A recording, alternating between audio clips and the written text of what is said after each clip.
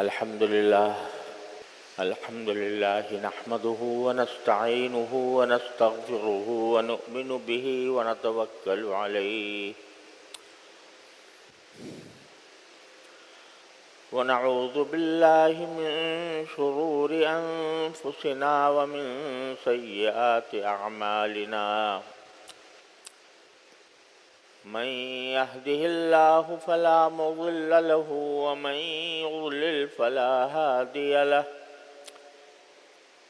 وأشهد أن لا إله إلا الله وحده لا شريك له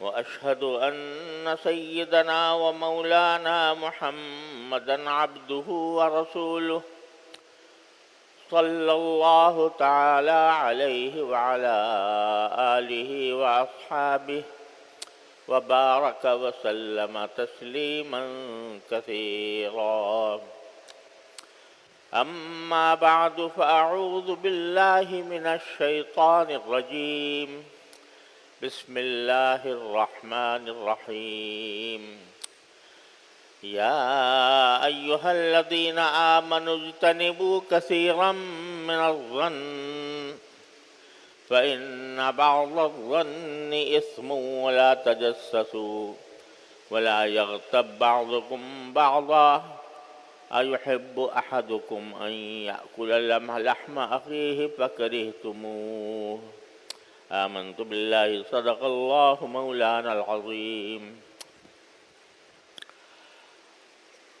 محترم بزرگوں اور دوستو، السلام علیکم ورحمۃ اللہ تعالی وبرکاتہ.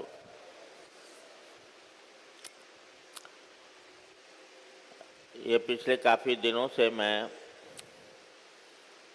سورہ حجرات کی کچھ آیتوں کی تشریح آپ حضرات کی خدمت میں پیش کر رہا ہوں. ان آیتوں میں اللہ تبارک و تعالی نے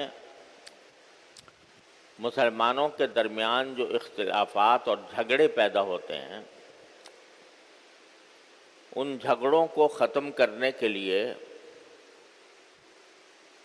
یہ بیان فرمایا ہے کہ ان جھگڑے کے بنیادی اسباب کیا ہوتے ہیں اور ان اسباب کو دور کرنے کی تلقین فرمائی ہے. اس کا سلسلہ یہاں سے شروع کیا ہے کہ تمام مومن بھائی بھائی ہیں، لہذا ہر ایک کو دوسرے کے ساتھ بھائی جیسا سلوک کرنا چاہیے. اس میں جو چیزیں دلوں میں نفرتیں پیدا کرتی ہیں، عداوتیں اور دشمنیاں پیدا کرتی ہیں، ان کی خاص طور پر نشاندہی کر کے ان کا سد باب فرمایا. اس سے پہلے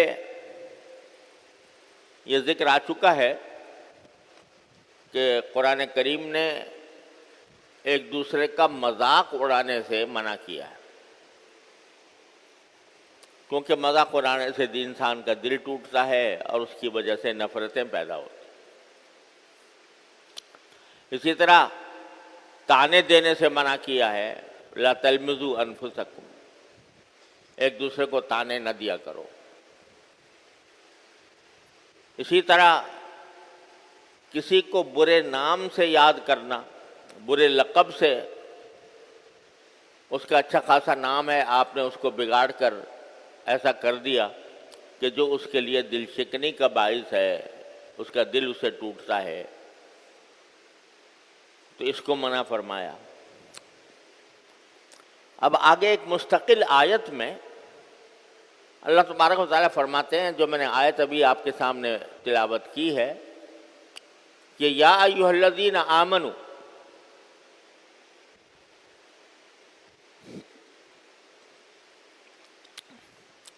اجتنبوا کثیرا من الظن، اے ایمان والو بہت سے گمان کرنے سے بچو. جس کی وجہ آگے بیان فرمائی، ان بعض الظن اثم، کہ بعض گمان ایسے ہوتے ہیں جو گناہ ہوتے ہیں. گمان کا مطلب کیا ہے؟ گمان کے معنی یہ ہے کہ آپ نے دل میں ایک خیال پکا لیا اور اس خیال کو پکا کر کسی دوسرے سے بدگمان ہو گئے. اس کی کوئی واضح دلیل آپ کے پاس نہیں ہے، اور بکثرت بدگمانیاں جو ہوتی ہیں وہ انسانوں کی نیتوں اور ارادوں کے بارے میں ہوتی ہیں. ایک آدمی ہے، وہ ایک کام کر رہا ہے، اس کے بارے میں آپ نے ذہن میں یہ پکا لیا کہ یہ کوئی سازش کر رہا ہے میرے خلاف، یا یہ پکا لیا کہ یہ جو کچھ اس نے کام کر رہا ہے یہ اپنی بڑائی جتانے کے لیے کر رہا ہے، یا یہ پکا لیا کہ ذہن میں کہ یہ جو کر رہا ہے یہ ریاکاری کر رہا ہے، یا یہ جو کر رہا ہے یہ اپنا رتبہ بلند کرنے کے لیے کر رہا ہے، کوئی منصب حاصل کرنا چاہتا ہے اس کے لیے کر رہا ہے. تو یہ جو خیال آپ نے دل میں پکایا، اس میں سے بعض گمان بھی گناہ ہوتے ہیں. دیکھیے، ایک تو صورت یہ ہوتی ہے کہ دل میں کسی شخص کے بارے میں کوئی اچانک کوئی ایسا خیال آ گیا، اس کی کسی برائی کا خیال آ گیا، لیکن غیر اختیاری طور پر آیا. آپ نے باقاعدہ اس کو سوچ کر اپنے دل میں نہیں بٹھایا، بلکہ غیر اختیاری طور پر آ گیا. وہ تو اللہ تعالیٰ نے معاف کیا ہے. لا یکلف اللہ نفسا الا وسعها. اللہ تعالیٰ کسی کو بھی اس کی وسعت سے زیادہ کا مکلف نہیں فرماتے. کسی بھی شخص کو ایسا کام کرنا اس کے ذمہ فرض نہیں کرتے جو اس کی وسعت سے باہر ہو.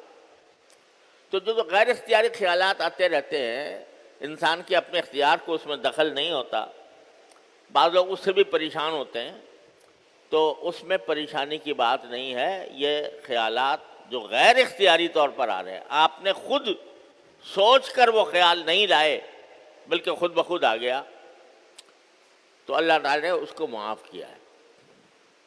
بہت سے لوگ اس غیر اختیاری خیالات کے بارے میں بھی پریشان رہتے ہیں کہ بھی میرے دل میں ایسے برے برے خیالات آتے ہیں. یہ اصل میں شیطان ڈالتا ہے، اور شیطان کا تو کام ہی یہ ہے کہ وہ انسان کو گمراہی کی طرف لے جائے، تو غلط سلط خیالات وہ دل میں انسان کے ڈالتا رہتا ہے. لیکن قرآن کریم کی ایک آیت نے بڑی زبردست تسلی دی ہے مسلمانوں کو. وہ فرمایا قرآن کریم نے کہ انما النجوى من الشیطان لیحزن الذین آمنوا ولیس بضارهم شیئا. کہ شیطان جو سرگوشی کرتا ہے، سرگوشی کرنے کا معنی یہی ہے، شیطان ڈالتا ہے دل میں خیال، آپ اپنی طرف سے نہیں لائے، سوچ کر نہیں لائے، شیطان نے دل میں خیال ڈال دیا، تو اس کو قرآن نے تعبیر فرمایا ہے شیطان کی سرگوشی کرنے سے. سرگوشی کا معنی ہے کسی کو کان میں کوئی چپکے سے بات کہہ دینا. تو فرمایا قرآن کریم نے کہ شیطان جو ہے یہ کیا کرتا ہے، یہ سرگوشی کرتا ہے، اور سرگوشی کر کے برے خیالات دل میں لے آتا ہے. لیس بضارهم شیئا. وہاں وہ کیوں کرتا ہے، یہ کام کیوں کرتا ہے؟ لیحزن الذین آمنوا، تاکہ ایمان والوں کو غمگین کرے. اب دیکھو، بہت سے لوگ ملتے ہیں، وہ بکثرت اس بات کا ذکر کرتے ہیں بھائی ہمیں وسوسے بہت آتے ہیں. کبھی اللہ کہتے ہیں ایسے ایسے وسوسے آتے ہیں کہ اپنے اوپر شبہ ہوتا ہے کہ ہم کافر تو نہیں ہو گئے، اللہ بچائے. اللہ تعالیٰ کے بارے میں وسوسے آ جاتے ہیں، اللہ تعالیٰ معاف کرے. انبیاء کرام کے بارے میں آ جاتے ہیں، صحابہ کرام کے بارے میں آ جاتے ہیں، خود ایمان کے بارے میں آ جاتے ہیں. یہ غیر اختیاری وسوسے. تو یہ جو غیر اختیاری وسوسے آتے ہیں اس سے پریشان ہوتے ہیں لوگ کہ بھئی کیا کروں میں تو کہیں کافر تو نہیں ہو گیا، میں کوئی اللہ کے ہاں مردود تو نہیں ہو گیا، ایسے خیالات میرے دل میں آ رہے ہیں، نماز میں آ جاتے ہیں، سجدے کے اندر آ جاتے ہیں۔ تو قرآن نے کتنی تسلی کے ساتھ فرمایا کہ انما نجوا من الشیطان لیحزن الذین آمنوا، یہ شیطان کی جو سرگوشی ہوتی ہے، تمہارے دل میں برے برے وسوسے آتے ہیں، یہ سب شیطان ڈالتا ہے، اس لیے ڈالتا ہے کہ تاکہ تمہیں غمگین کرے، تمہیں غم میں مبتلا کرے۔ اس کا کام تو یہی ہے نا کہ انسان کو تکلیف پہنچائے کسی نہ کسی طرح، تو یہ وسوسے ڈال کر وہ انسان کو غمگین کرتا ہے۔ وَلَيْسَ بِضَارِّهِمْ شَيْئًا، اور قرآن نے بڑے واضح لفظوں میں فرما دیا کہ مومنوں کے دل میں جو یہ وسوسے شیطان ڈالتا ہے، اس سے ان کو ایک حبہ نقصان نہیں پہنچتا۔ لَيْسَ بِضَارِّهِمْ شَيْئًا إِلَّا بِإِذْنِ اللَّهِ۔ تو یہ جو غیر اختیاری خیالات ہیں، اس سے پریشان نہیں ہونا چاہیے کبھی بھی۔ ایک صحابی تھے، انہوں نے نبی کریم صلی اللہ علیہ وسلم سے عرض کیا کہ یا رسول اللہ، میں بڑا پریشان ہوں کہ دل میں ایسے ایسے خیالات آتے ہیں کہ ان خیالات کو اگر میں زبان سے کہوں تو زبان سے نکالنا، ان خیالات کو زبان سے نکالنا مجھے کوئلہ بن جانے سے زیادہ برا لگتا ہے۔ اللہ تعالیٰ کے بارے میں آ جاتے ہیں، تقدیر کے بارے میں آ جاتے ہیں، ایسی باتیں آتی ہیں کہ اگر میں زبان سے نکالنا چاہوں تو میں زبان سے نکال نہیں سکتا۔ میں اپنے آپ کا کوئلہ بن جانا، جل کر کوئلہ ہو جانا مجھے زیادہ پسند ہے بنسبت اس بات کے کہ میں وہ الفاظ زبان سے نکالوں۔ ایسے خیالات آتے ہیں۔ تو رسول کریم رحمۃ اللہ عالمین صلی اللہ علیہ وسلم نے جواب میں فرمایا کہ ذاک صریح الایمان، ارے یہ تو تمہارے ایمان کی کھلی علامت ہے کہ تم مومن ہو، کیونکہ وسوسے شیطان ایمان والوں ہی کے دل میں ڈالتا ہے۔ اور اس کو ہمارے بزرگوں نے تعبیر اس طرح کیا کہ چور اسی گھر میں آتا ہے جہاں کچھ مال ہو۔ اگر مال ہی نہیں ہے گھر میں اور بالکل خالی پڑا ہوا ہے گھر، تو چور کیوں آئے گا اس میں؟ چور تو وہیں آئے گا جہاں کچھ مال ہوگا۔ تو جب ایمان کا مال ہوتا ہے دل میں بندے کے، تو یہ چور اسی وقت آتا ہے اور چاہتا ہے کہ اس مال کے اوپر ڈاکہ ڈالوں۔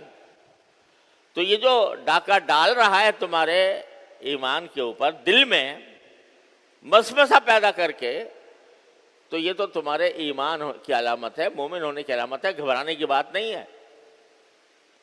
یہ تم خود کہہ رہے ہو کہ یہ الفاظ میں زبان پر لا نہیں سکتا، کیونکہ اگر میں کوئلہ بن جاؤں، جل کر کوئلہ ہو جاؤں، وہ مجھے زیادہ پسند ہے بنسبت اس بات کے کہ اس بات کو میں زبان پر لاؤں۔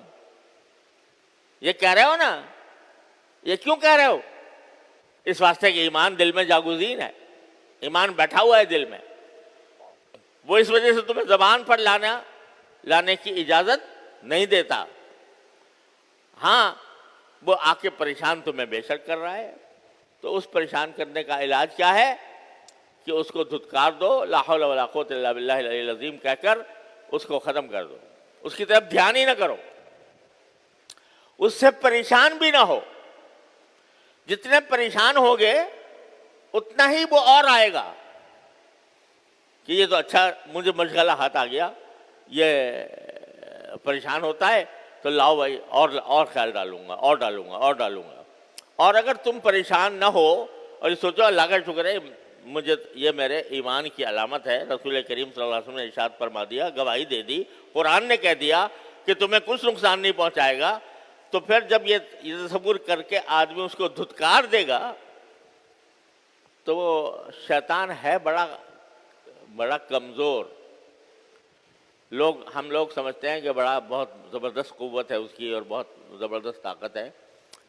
تو یہ اس شیطان جو ہے ایسا ہے جیسا کمینہ آدمی ہوتا ہے نا، تو کمینہ جو ہوتا ہے جو اس کے سامنے دب جائے اس پر شیر ہو جاتا ہے، اور اگر کوئی ڈٹ جائے تو بگڑ جاتا ہے۔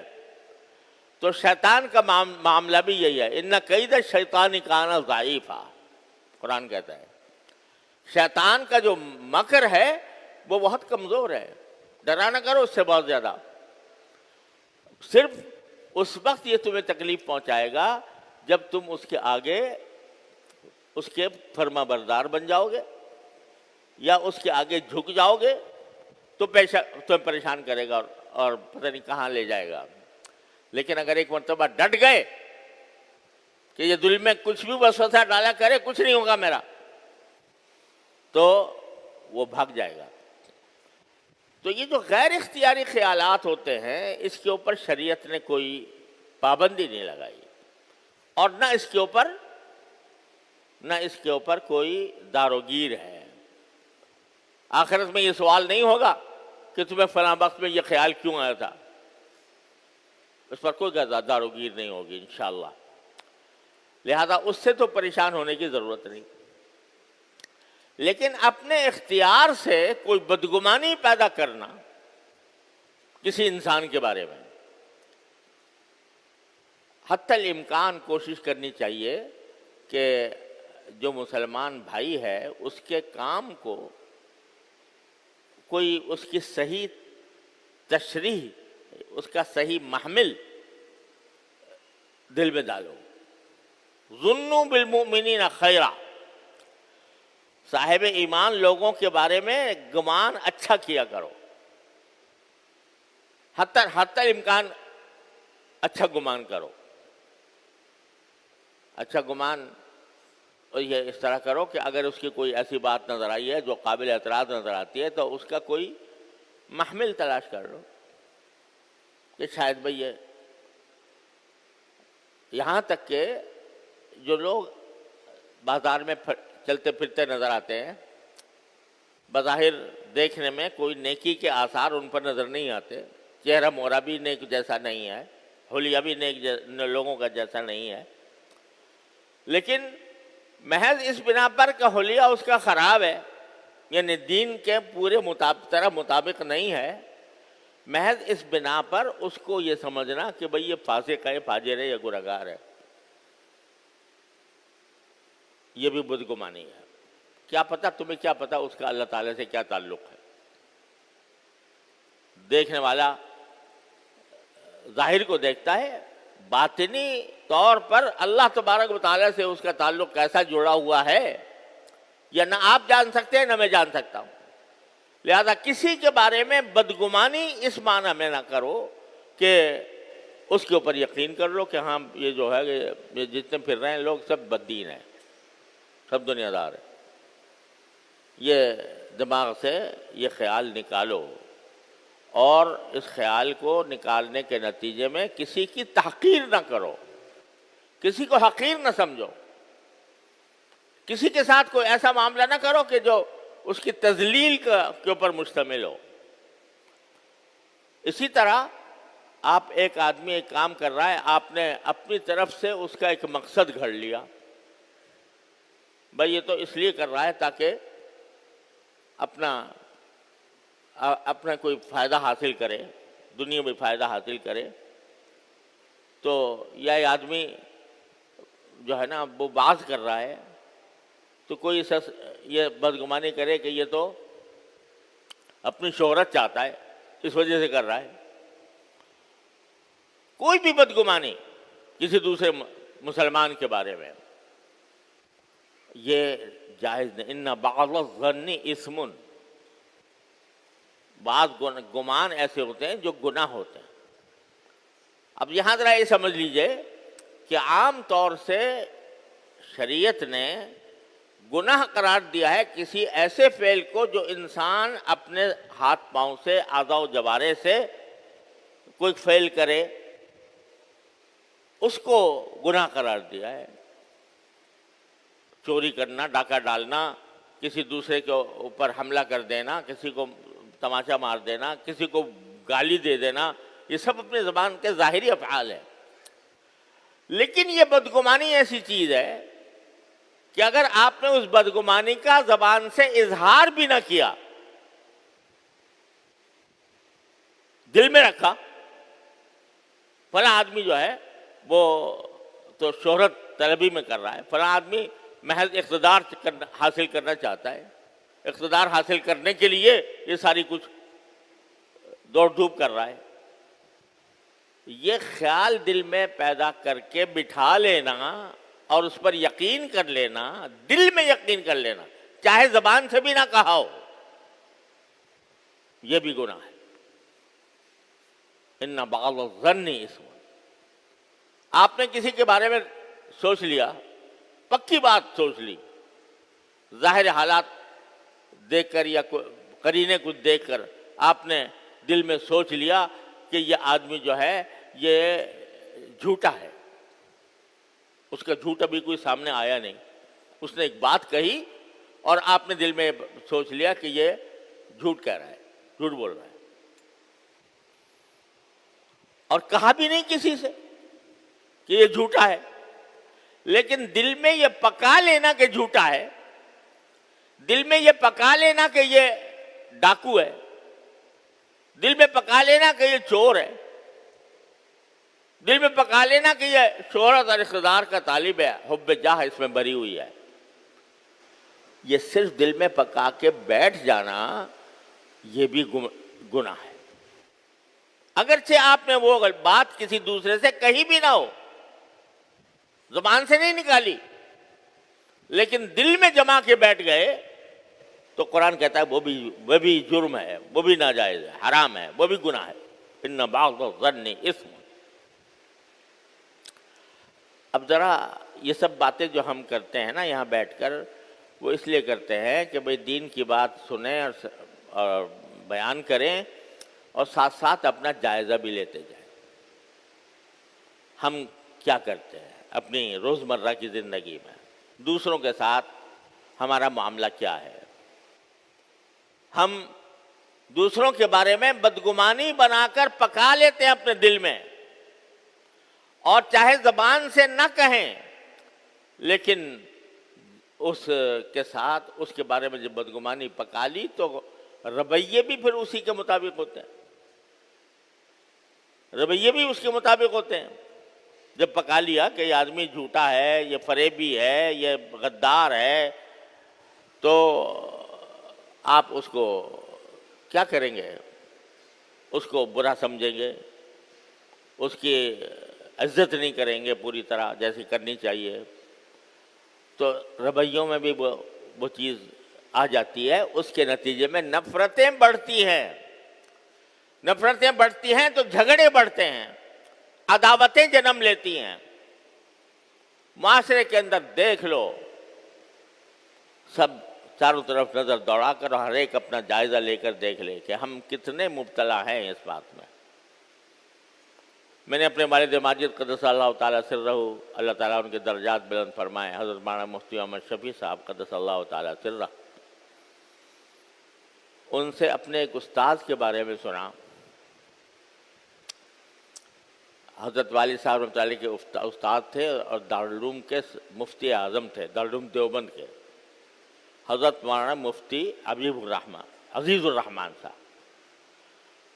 ساری زندگی فتویٰ لکھنے میں گزری، اور ان کے جو فتاویٰ ہیں وہ اب 10-15 جلدوں میں شائع ہوئے ہیں، وہ بھی ان کے سارے لکھے ہوئے فتاویٰ کا 1/3 حصہ ہوگا، ساری زندگی اس میں گزاری۔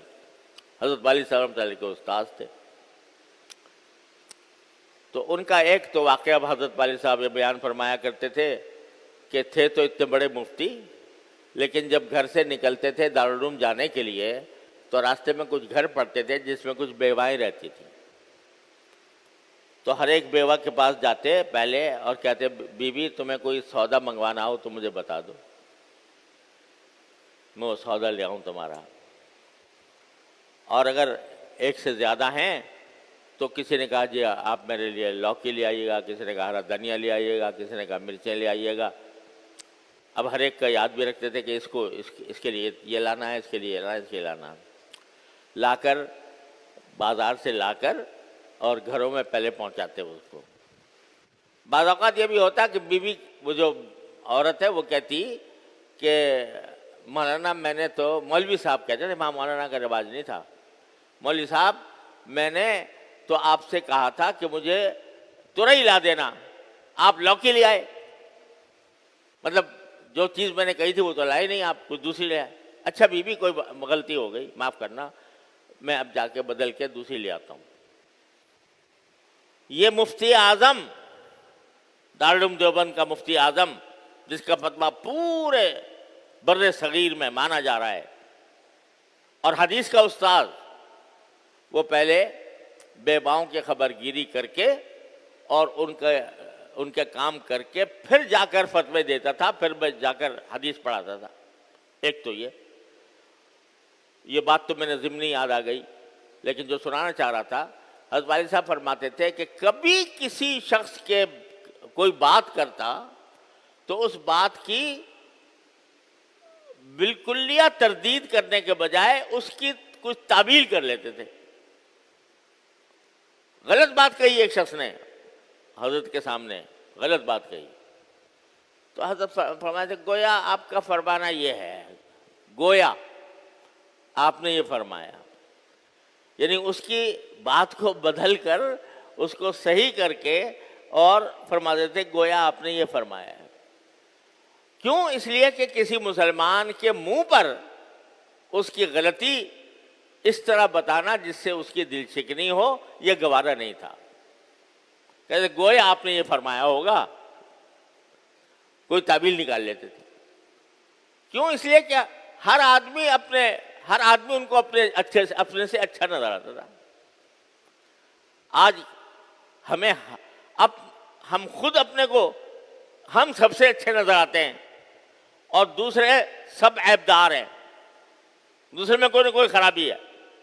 میں مکمل ہوں، کامل ہوں، میری عقل بھی کامل ہے، میری دیانت بھی کامل ہے، میری امانت بھی کامل ہے، میری سوچ بھی کامل ہے، اور دوسرا جو ہے اس میں کچھ نہ کچھ گڑبڑ ضرور ہے۔ یہ دماغ میں سمایا ہوا ہے۔ کاہے کی وجہ سے؟ بدگمانیوں کی وجہ سے، بدگمانیوں کی وجہ سے۔ نتیجہ یہ کہ ایک مسلمان کا جو اکرام ہونا چاہیے، جس کا ہمیں حکم دیا گیا ہے کہ ہر مسلمان کا اکرام کرو، اس کی عزت کرو، اس کی توہین نہ کرو، تو یہ بات ہمارے دل سے اس لیے نہیں نکلتی، یہ ایسا حقیقت میں اس پر عمل اس لیے نہیں ہوتا کہ ہمارا دل بدگمانیوں سے بھرا ہوا ہے۔ فلاں نے یہ کام کیا تو یہ میرے خلاف سازش ہے، فلاں نے یہ کام، پتہ نہیں کس قسم کے گمانوں سے ہمارا دل بھرا ہوا ہے۔ قرآن ہماری نفس پر ہاتھ رکھتا ہے، جیسے نفس پر ہاتھ رکھ کر طبیب مرض بتاتا ہے، تو قرآن نفس پر ہاتھ رکھتا ہے ہمارے، کہ جو تمہارے درمیان جھگڑے پھیلے ہوئے ہیں، نفرتیں پھیلی ہوئی ہیں، عداوتیں پھیلی ہوئی ہیں، ان کے اسباب ہم تمہیں بتا رہے ہیں، ان سے بچو۔ ان میں سے ایک سبب بدگمانی ہے۔ صرف دل میں گمان کر کے بیٹھ جانا اور گمان کر کے اس کو پکا کر لینا، یہی حرام ہے۔ اور اگر زبان سے کہہ دیا، وہ بدگمانی کی بات زبان سے کہہ دی، تو اس میں ایک دوسرا گناہ شامل ہو گیا۔ کیا شامل ہو گیا؟ غیبت شامل ہو گئی، ڈبل گناہ ہو گیا۔ ایک بدگمانی کی، دوسرے اس کی بات کو ظاہر کر کے غیبت کر دی، دو گناہ شامل ہو گئے۔